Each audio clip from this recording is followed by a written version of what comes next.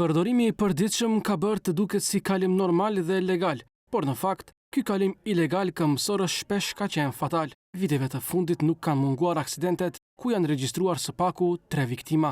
Aksidentet të tjera më të lehta janë më shumë në numër. Megjithatë, ky kalim ilegal në afërsi të Bitpazarit asesi të mbyllet.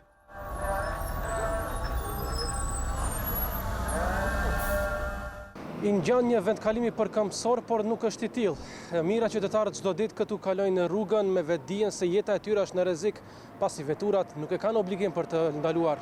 Qytetarët nuk ndjehen të sigurt edhe pse shfrytëzojnë këtë kalim. Zgjidhja më e mirë do të ishte mbyllja, thon ata.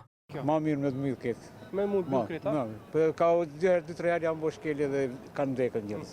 Ne ma shansi të pominëm. Nuk ka gjasa të kaloj këtu. Më thoni ju mua, ja tani prindrit me fëmijë kalojnë në vend pa shenja, ndërsa dikush e ka mundësuar këtë. Por nga ana tjetër, ura nuk është në funksion, po do të ecim 100 metra në këmbë. Për sigurinë time, edhe 1 kilometër do të ec. Jo, si më sigurt, jo. Si më sigurt? Keni frikë se mundet me jo... Mas miri që ku mund me kalu njeriu. Do të thonë duhet vetë funksion ura, po? Ashtu.